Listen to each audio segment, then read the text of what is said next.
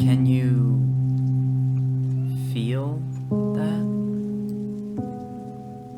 Not just see it, but actually feel it? What is that feeling? Some might call it satisfying, some call it ASMR. In games, it's often called juice or game feel. Descriptive, right? But you know what I'm talking about. You feel that, right? It's a good feeling. There's a kind of relaxing quality to it. So we find this feeling all over the place, but especially in games. It's kind of sprinkled into the gaming experience, sometimes without us even realizing it. But as soon as we take it away or do it wrong, it's immediately apparent and the experience falls apart. So, as a necessary component to any game, we add the juice or implement the feel. But instead of taking the game first and adding in the juice second, what if we started with that feeling, the juice, and make it into a game?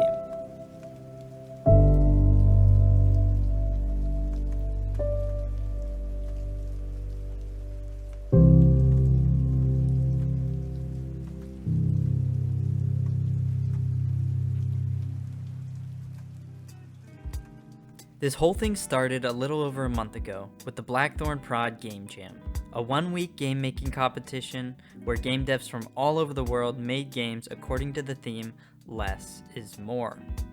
So I knew I wanted to follow this idea of making a game out of juice rather than making juice out of the game. First, I needed to understand what the juice is. How does a virtual experience result in that inexplicable, satisfying feeling going off in our brains? Well, I believe you can pretty much learn anything right here on YouTube. So I found these two videos that discuss the topic, watched them start to finish a couple of times, and I can now assure you I am a leading expert on the topic of satisfaction. If you don't want to take my word for it or are interested in learning more about the science of satisfaction, I highly recommend both of these videos. So, as an established expert on satisfaction, there's one particular component of this phenomena that seems most prevalent in games, and that is feedback. Basically, there is an action and feedback from the action, and our brains like this. Like, a lot. So much so that we can derive satisfaction just from watching someone else perform an action, especially one that provides good visual and auditory feedback. So for the world's most satisfying game, we give the player control of an action, and then we give them some feedback. And remember, the theme of the jam is less is more. So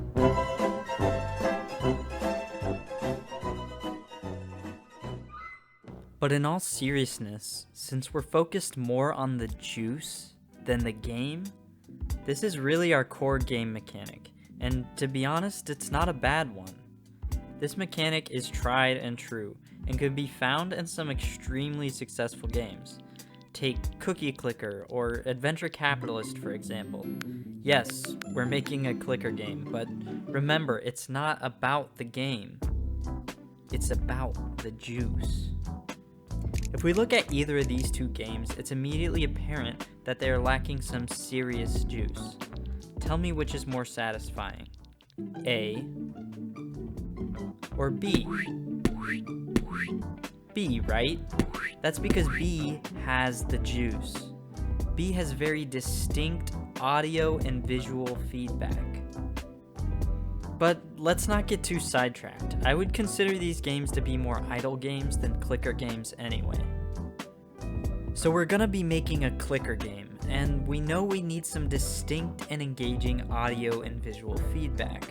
But how else can we make a click feel more satisfying? One thing what I've learned points out in his video is that we get higher levels of satisfaction when we've done something difficult or challenging. We like feeling that we've done something correctly, but how is clicking a button challenging?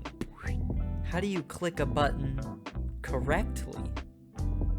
We can make the player try to perfectly time their click, like a parry in a combat game, or to the beat of a song in a rhythm game. But again, we're not trying to add to the game, just to the juice. One thing we can do is make the player think they've done something difficult or done something correctly without actually changing the task, but by changing the feedback. For example, if you ask someone to click the button and 9 times out of 10, the button will give 1 point, and 1 times out of 10, the button will give you 10 points, it might feel difficult to get 10 points on a single click, even though the task is the same. And yet, when we do get that 10-point click and the extra feedback to let us know that, yes, this is a good click, we feel that we have done the task correctly. Let me try another example. Imagine you have a 10% chance of landing a critical hit in a fighting game. When you do end up landing that crit and you hear that nice, distinct critical hit noise, you know you've done something correctly and you feel the juice. This also plays into another psychological principle of variable ratio rewards. It's proven that variable ratio rewards, that is, rewards which are not always the same, are more effective than consistent rewards. We see this in slot machines, which are built solely on this principle and have proven to be very, very addicting. Again, same action, different feedback. Now, let's relate this back to the game. We have an action, and we have variable levels of visual and auditory feedback for that action. And that's the game, because less is more. And remember, it's not even about the game. It's about the juice. Yeah, we get it. But what's the right way of communicating our feedback to the player? How do we show them what's happening in a way that makes sense and is satisfying?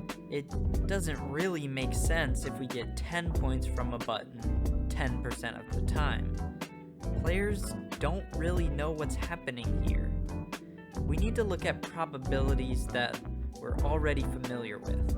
Perhaps flipping a coin and heads are worth more than tails, or pulling a card from a deck. The better the card, the better the feedback. Or perhaps rolling a die. Not only do dice have a familiar probability associated with them, but they also have what I would consider to be satisfying tactile qualities. It's really a perfect fit. So we roll the die and get feedback based on the die value. Rolling a 6 might be considered to be the correct result, while rolling others may seem like poor results, and the die face gives very clear feedback showing us how well we rolled. Perfect. We've established in theory the juiciest, most satisfying game experience. Now all that's left to do is put it into practice. Let the game jam begin. I decided to make the game in 2 dimensions rather than 3 because I haven't worked much outside of Unity 2D, and I wanted to give the game a more simple look and feel to go along with the less is more theme, which I feel is best done in 2 dimensions. With this established, I started off by making the graphics for the die. I wanted it to be extremely simple, recognizable, and just pleasing to the eye. I came up with a couple of different designs, but decided to go with this one. Now, I know it's simple, but I'm actually pretty proud of it. Next, I brought my graphics over to Unity and wrote a simple script to randomly display one of 6 standard die faces each time I clicked. Actually, you know what? Why should it be a click? Hitting the spacebar is so much juicier than clicking the mouse, as it provides much greater tactile feedback. So for this clicker game, you can put your mouse aside and spam the spacebar to your heart's content.